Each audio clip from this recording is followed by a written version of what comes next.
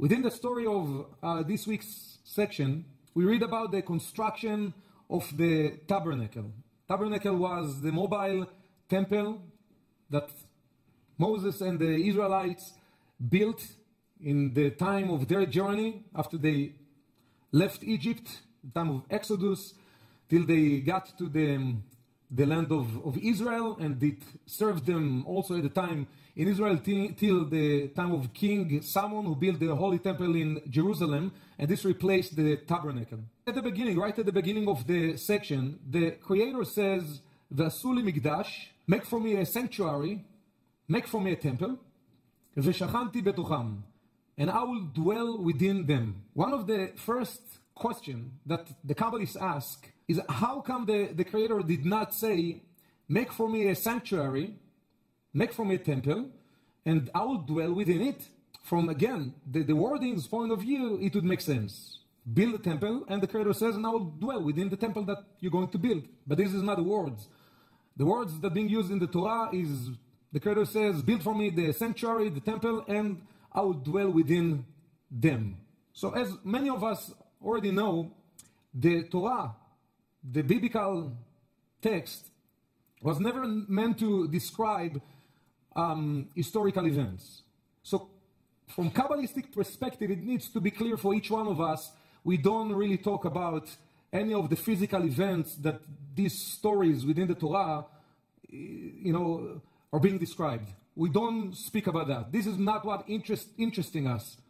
However, according to Kabbalah, the entire Torah and each one of those stories are a code for the way the universe works and the way life works. So we don't talk about the story that happened 3,400 years ago.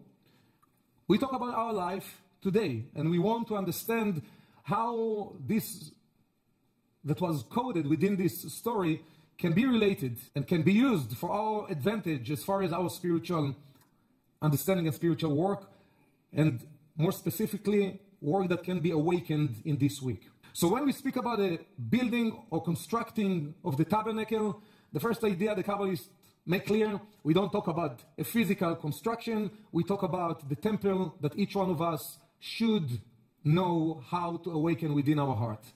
The temple, the sanctuary within yourself. Not a physical one, but a spiritual one. A place that the divine force, that the light of the Creator can dwell within. Within where? Within you. This temple, it is not an external physical thing.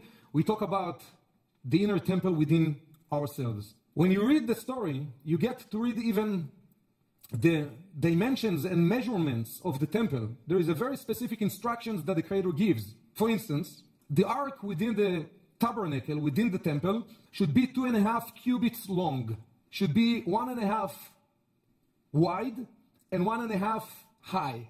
When you get to read more of those details, then it's very clear how the world misinterprets the whole Torah for thousands of years. We talk about physical dimensions, and there are people that having a desire to rebuild the temple or rebuild the tabernacle, and there are even the measurements, and you can go and try to build it. However, when we get into decoding all of those kind of measurements, the first thing we need to know is that the word that's being used for the measurements, midot, in Hebrew, which means measurements, midot in Hebrew means attributes as well. It's the same word, just different meaning. So we don't talk about the physical measurements, we talk about spiritual attributes. And those special numbers, even that appear, 2.5, 1.5, different numbers that you can read, refers to the different attributes of the different dimensions known as the Sfirot in the tree of life. When we open up this all what known as the Torah to realize the depth of the wisdom and the secrets that were coded within, then it becomes something completely different than what most of the world, unfortunately, tend to look at it. One of the first attributes, call it measurements, but one of the first attributes that being mentioned right at the beginning of the story, the Torah says, again, the instruction of building the tabernacle, the sanctuary, וציפית אותו זהב מבית ומחוץ תצפנו. The instruction that as you build the ark, the tabernacle, you should cover it with pure gold, both inside and out. Now, when you look at it just as a physical thing, it's probably a waste. If you think this is kind of an ark, the outside everyone can see. So outside should be beautiful. The Torah even mentions pure gold. Don't use kind of, not pure gold or a fake one, right? Inside and out. But why from the inside? From the outside, okay, this is the way we look at it. So inside, nobody can even see. Nobody has the opportunity to get into the ark to look that it is not real gold. But the instruction is to cover it from inside and out with pure gold. So what is the first requirement of constructing the sanctuary? Now we speak about constructing the temple within. The first requirement that the Torah reveals, if we want to awaken the inner temple within our heart, is that it has to be in the same essence, inside and out. What I have inside of me needs to be the same like what you see outside of me. What you see outside of myself must be aligned with my inside. And unfortunately, this is one of the things that humanity forgot about, the importance of achieving alignment between who we are in our inside and the way the world sees us, the way that we show up to the world. Very often, we show up in one way, but what goes on in our inside is completely different and divorced from what people would see about us. And not because of their vision, it is because of what we try to show to the outside world. So constructing the temple within begins with the understanding that the work is to align our inner and outer worlds. To be able for the light of the Creator to dwell within each one of us, it will be the first requirement, the first step in that work. And because this is the first step, it is the foundation, according to the Kabbalist, to the entire spiritual work one can do in this life. How much do I strive within the frame of my spiritual work to align my inside and my outer world? What I show and what I feel. The way I behave and my values and what I believe in. So when we speak about high concepts like this, that in a simple way, it's learning how to be truthful with ourselves, learning how to be honest with ourselves. There's a verse in the writings that says, "Mi she'en tocho kebaro," the one, and probably we all fall into that category because this is part of human nature. However, it says that the one that does not have his inside aligned with his outside should not get even into the connection with what so-called the temple. But this is not kind of something that is forbidden, that if I'm not aligned completely between my outside and my inside, I should not get into doing my spiritual work. In that level of connecting, activating the sanctuary within myself, the temple, the place within me that the light of the Creator that can dwell. But it simply tells us a fact, that to the degree that I'm lacking alignment between my inside and my outside, this is the degree that the light of the divine cannot dwell within me. It is not that I cannot connect with it. It is that I'm just preventing the condition within myself does not allow this divine energy to dwell within myself. So if I do want to grow into a place to allow the divine energy to dwell within me, my life, attracting more blessings into our lives, again, the first and the foundation of the entire work is connected with the gold, the pure gold inside and out. Whatever I have inside should be in the outside. However, again, we live in a reality that we are a little far away from living that way. So we want to understand on a deeper level what can we do? How can we attract and awaken this again, energy into our process, into our work? So in order to understand that, we need to understand that at the beginning as we were created, the way the Creator designed and created the soul, all of us, the vessel, our soul was created at the time of the birth of our essence with complete alignment between us and the divine. Something happened in the process that broke this alignment.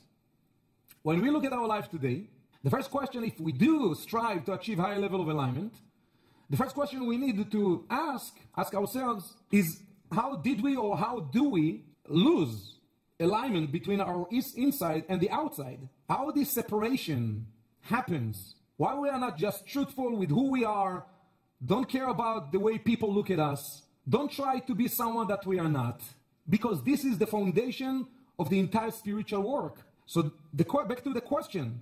So what happens that makes each one of us to lose this alignment, to lose this connection between our inside and outside. So I want to just to take you through a little, again, spiritual trip between different Kabbalists in history that explaining this idea. What makes me to lose, to not be myself, to lose the alignment with my true essence. So the idea is when something inside of us, within our belief system, within the way we think or the way we feel, when something within us becomes a force that subjugate ourselves to others, meaning a moment that I feel some type of a lack.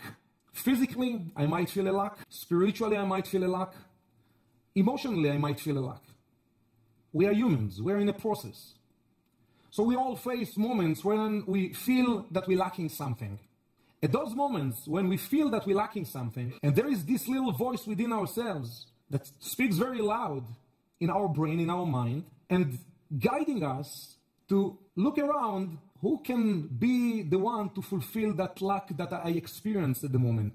Now I'm in a place of a lack, and I become subjugated to this individual to fulfill what I'm missing. This can affect each one of us in different levels.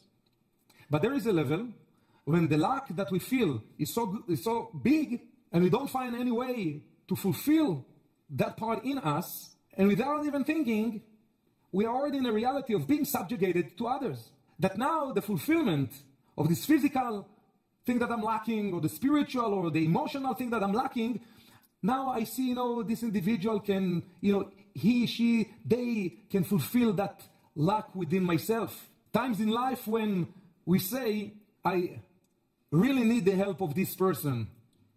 I really need the help. I really need this situation to happen for those certain things to turn around and to manifest as a good thing for me. And therefore, when we are being controlled by this need, we will find ourselves doing things or behave in ways that are not true to ourselves. No one can change in a moment to achieve this level of alignment that the Torah describes here, the goal from the inside and out. There is a process to go through. But the first thing we will need to recognize is where is it in our lives that because there is certain lack that we probably carry with us since the day we know ourselves, because it will have to be connected with the unique correction of our soul in this world. You might be very strong in so many areas in life, but then each one of us as humans, we have this area where we feel weak. So in those areas where we feel weak, by the tendency of who we are, we don't like to feel weakness. So we would try to remove this weakness. But because it's part of the correction of our soul, we have no idea how to do that. So we will base the work in receiving it. So if I have deep inside of myself, a certain lack in an emotional level, I need recognition from people, I might be very powerful in the outside, but it might be that many things I do are driven by my need to receive that recognition. I might be a very independent individual, showing to the world I don't need anybody. But deep inside of myself, I know the lack that I have inside of me. The first step is to recognize the lack, because this lack controls our lives. So the work of recognizing and the beginning of the awakening of the desire of no longer wanting no one to be the cause of that fulfillment, because it might be that in the process, the journey of my life, again, it might be that some of us are very wise and we know how to get what we want. But in the end of the day, we remain with the same lack, because no one can be the source of this energy for you. When we recognize the way that we make ourselves subjugated to others, this will be the key to create a breakthrough. So those of you who came to do some deep work tonight, I want to give you a few minutes to start to plant the seed, recognizing what is it for you. What is this lack? And probably we all again can find many different areas in life where we operate from a lack. Some of those areas we have the awareness, so we will be able to do some work. Some of the areas we are not even aware that we're operating from a place of lack. So we need to start with whatever we can recognize. So I want to give you a few minutes just to do personal, again, work, to look within yourself. What is this lack that controls your work? It might be that you don't feel it every day and every night, but you know that it comes once in a while to remind you there is a work to do there. What is this lack? okay, few minutes. And those of you who want to do even the work in a deeper way, share it with a friend sitting next to you. So we speak about times in life when we experience a lack, and there is this voice within that tells me, I really need, the energy from this person. I really need the help of this person. I really need this situation to happen for me to experience more completeness, more energy. When we are driven by the lack, we end up to do things that are not true to ourselves. In one of the teachings, in a book called Menorat Zahav, which is the Golden Candelabra, it's a book of the teachings of a Kabbalist who lived 300 years ago, Rabbi Zusha. I would like to read just one verse from his teachings regarding the energy of this week, which is related to all what we're speaking about. He says, שהעושה עצמו לכחש ולשקר, that when one ends up not to be truthful, not to be honest, and being truthful and honest does not begin with our communication with others. It begins with our communications with ourselves. מוסרים לו מלאך שמכחש ומשקר. So when one is not truthful and not being honest, there is an entity that's being created, there is an angel that is being created, that this angel will be a liar. It will be a spiritual entity that will manifest as a voice within the individual that will guide the individual to do certain things that he will believe that they are the right things to do, and they will be completely the wrong things. He will end up to believe that something is so wrong to do, while it was actually the most powerful thing that they could ever done. שאומר לו על מצוות עבירות ועל עבירות מצוות. That this angel manifests as a voice within the mind of this individual. This guide will tell the person that you should do this good deed, without even noticing that it will create a negative effect, or you should not do those things because they are really wrong, that it would be an opportunity to help in a great way and to awaken great light for themselves and to others. Will completely create a channel that will deceive the individual. The individual will still come from good intention. This is why it says good intentions, they are many times the pathway to hell. It is not enough having the good intention. שעל ידי השקר מתרחק מהשם יתברך. That when I lie to myself, when I'm not being truthful with my essence, and unfortunately I am sometimes in my life, but I need now to develop my awareness. This is the root cause of the disconnect between us and the divine. שעושה עבירות וחושב שהן מצוות. Ending up doing the wrong things and believing they are the good things. So since, the way I look at the spiritual work of my own self, and therefore for my students, we are not now in a spiritual gym to become the most righteous individual in the world. We are here to develop ourselves. So we need to know where we are, and we need to know what is the next phase. So what the Zohar says in verse 34, I'm going to read it in Aramaic. Again, I'm reading from the original text. This is one of the ways we awaken the light within the teachings and not just the wisdom itself. פתח רבי שמעון ברישה ואמר, ויקחו לי תרומה מאת כל איש אשר ידבנו ליבו תיקחו את תרומתי. ויקחו לי אימי דבעל ישתדלה במצווה לישתדלה ביה בקודשא בריחו. יצטרך ידלה ישתדל ביה בריקנה ובמגנה. אלא יצטריך לה לברנש לישתדלה ביה כתקייאות כפום חילה. והוא כמנה מילדה בכמה אתרי יאות למיסב ברנש ההוא השתדלותה דקודשא בריחו כמה דאמר איש כמתנת ידו וגומר. There are many secrets in this verse. However, I want to focus on one line from this verse. It's in the middle. You can see it in the middle. Where it says that they bring me, points out that if one wishes to undertake a precept and to aspire towards the Holy One, again, there are different terms that basically telling when any of us strives, aspire to connect with the divine force, it is necessary that the person not strive in vain and empty-handed. What does it mean? But rather that he makes efforts, talking about effort, meaning from the universe point of view, again, these forces of life do not expect from any of us to be, righteous overnight, meaning achieving complete alignment. That we will be able really to live life God inside and out overnight, in one day. But what should we focus on? Effort. Effort. And according to his strength. So each one of us, according to our strength. Of course, we talk about spiritual strength. In this case, what will be the spiritual strength? It will be the first step, as we mentioned, our ability, first of all, to recognize when I fall into living my life of not being truthful with myself. First of all, recognize. Not being ashamed, not feeling bad, not feeling low, not feeling high. Recognize. Where am I? Within, again, the frame of this process. That effort, spiritual effort, to overcome that part of our human nature, this nature that says that I need this individual, this situation to happen in order for me to become more fulfilled and more complete within my work, within my life. The effort of not subjugating myself, the effort of when I recognize where I still live life by these thoughts and this drive controls me, the effort of not letting it to control me, the effort of start making different choices in those moments when the lack is being awakened, and not letting myself again to be pushed by this lack to make the same choices and to behave in the same ways that they are not true to my essence, and to realize that the only thing that one should subjugate themselves to is their own spiritual work, in their effort to connect with the divine.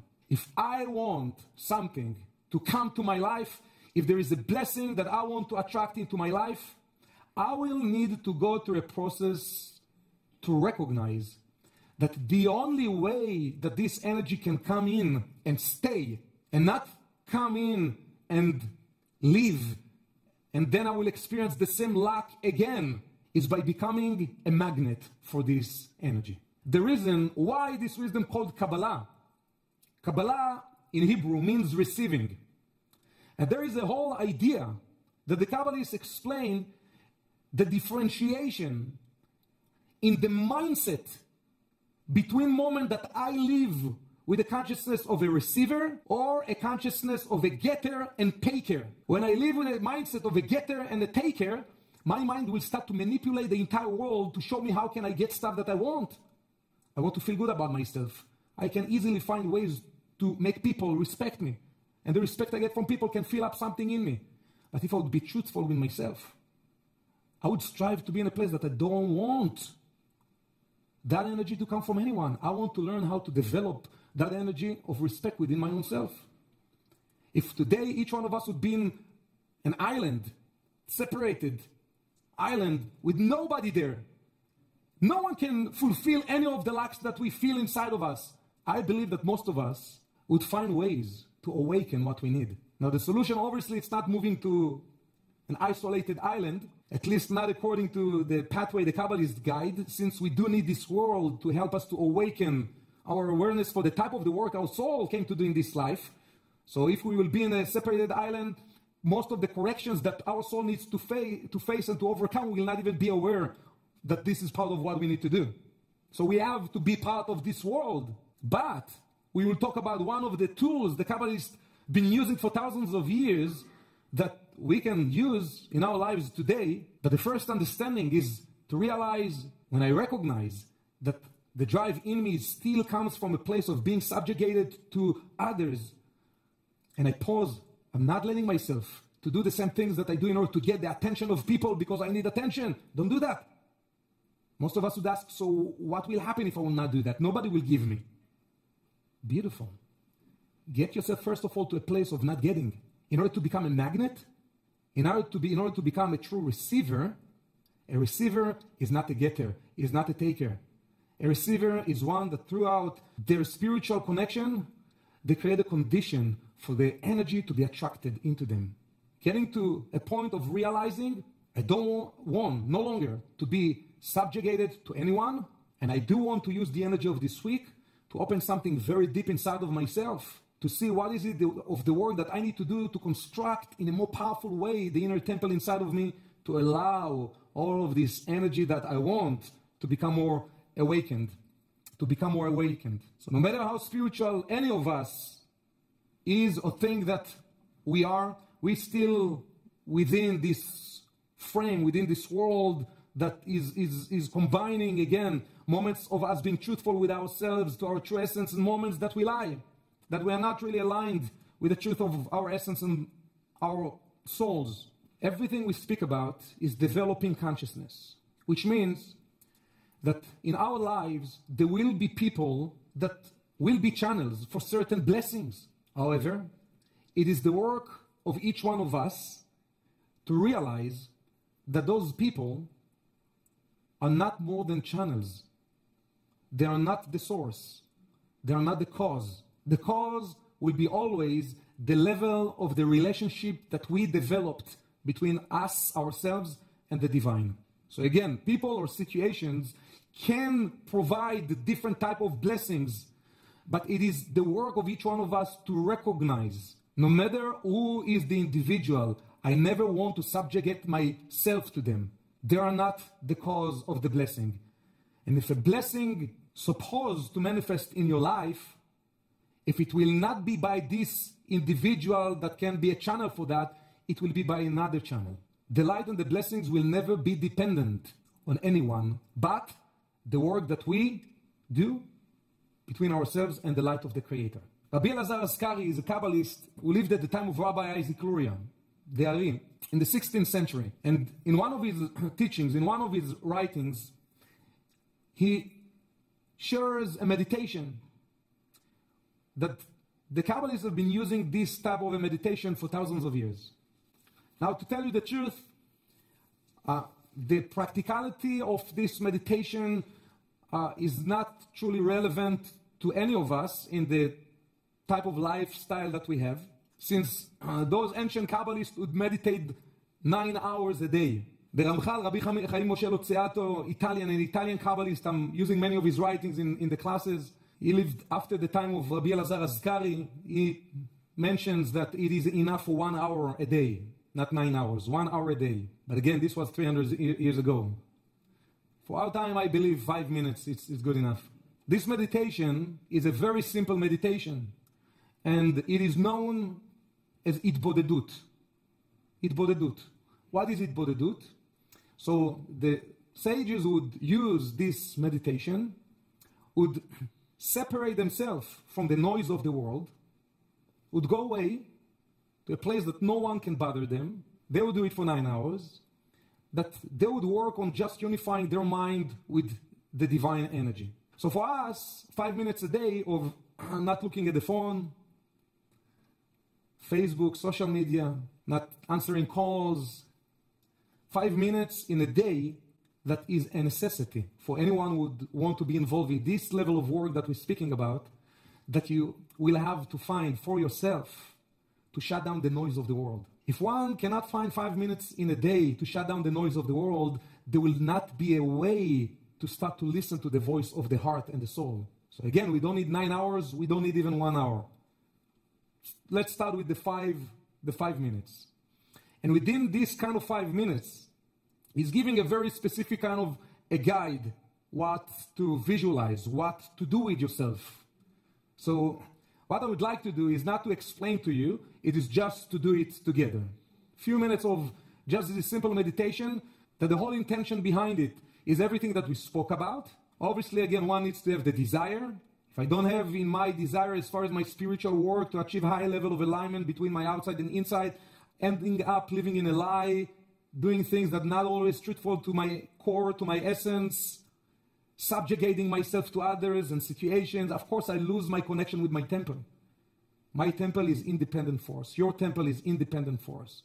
Deep inside of yourself, you need no one beside of your connection and the light of the divine. When you realize that, everything will be attracted into your life. Okay, so we can dim the lights. We always want to do as a first step to relax the physicality of ourselves, this body. The best way is closing your eyes. Is the first, again, simple way to help you to disconnect the world of the outside.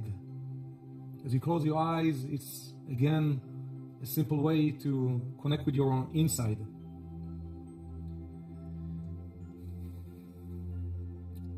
Just relax the muscles of your body. Start from above, from the face, the muscles of your eyes, your mouth, your lips.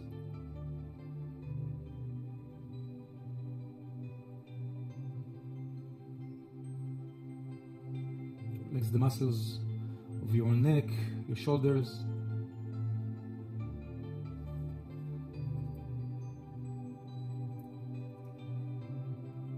Your hands.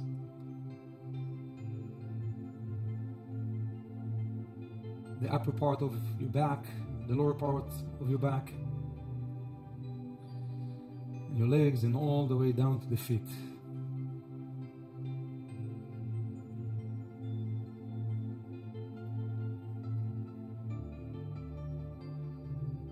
Try to focus as much as you can on your breathing. Take a deep breath in, hold,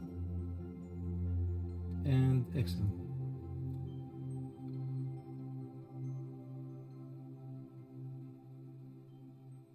Let's take another deep breath in,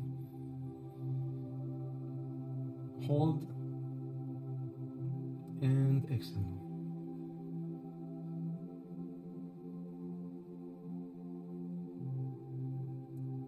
Continue individually to do the breathing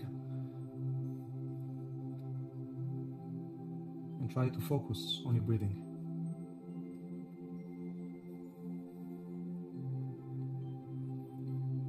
I want you to visualize tremendous light above your head.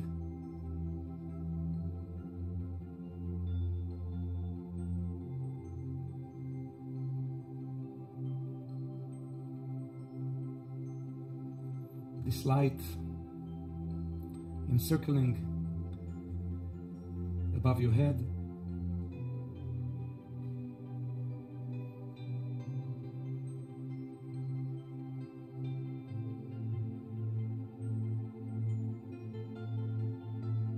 and you start to draw that light into your body, into your soul, into your heart.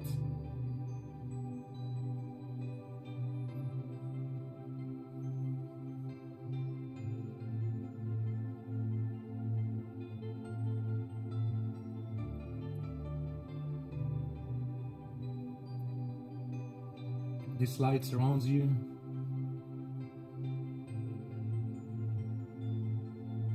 and getting into you,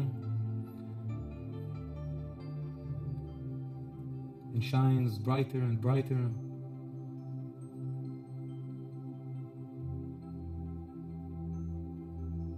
From your head throughout your entire body, all the way down to your feet.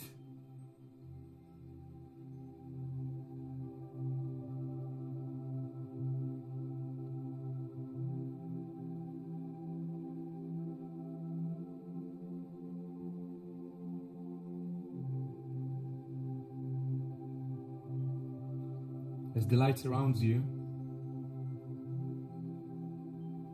and dwells in you,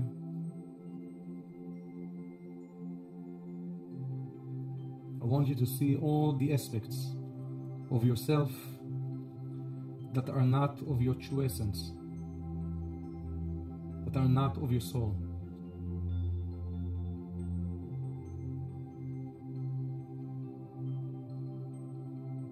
They all melt away. They all burned away by this light.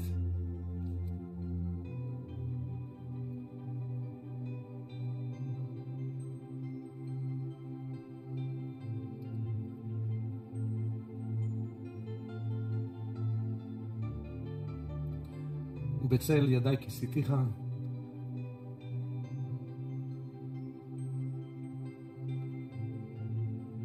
the light of the Creator, the force of the Divine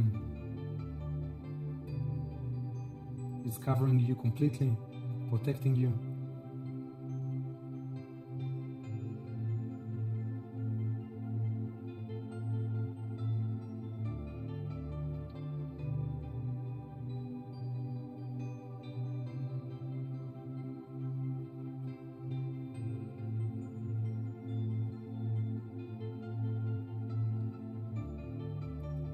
King David requested, Lev Tahor, Bra li Elokim.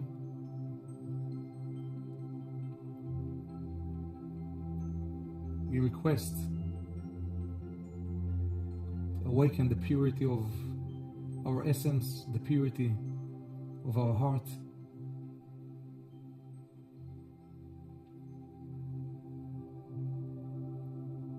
ורוח נכון חדש בקרבי. And we ask for the true essence of our spirit to be renewed, to be awakened.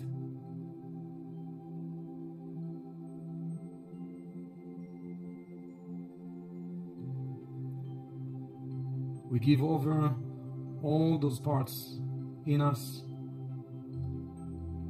that don't belong to our true essence.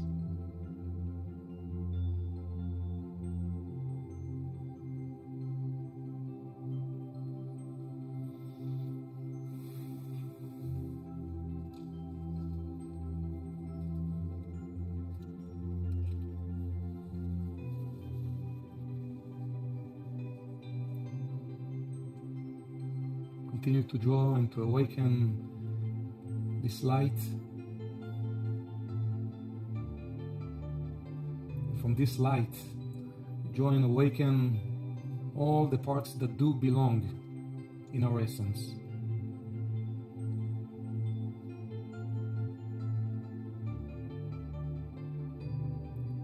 Lev Tahor, pure heart, Bra li Elokim. We're asking to awaken, to be awakened in us.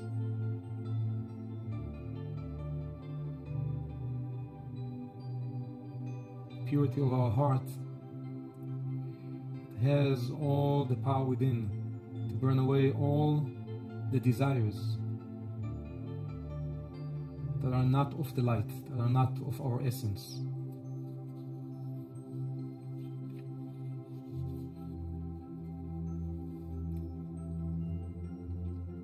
Our soul is renewed, the strength of our soul is being renewed. The construction of our inner temple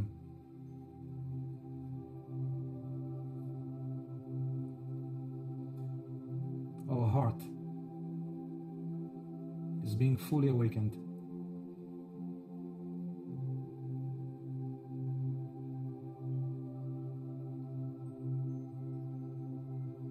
You are enveloped and you are protected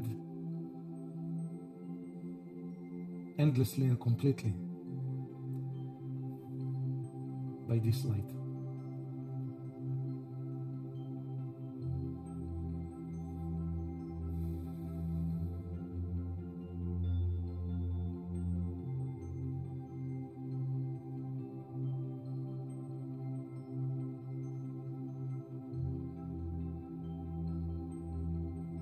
Take a deep breath in, hold, and exhale. One more time, take a deep breath in, hold, and exhale.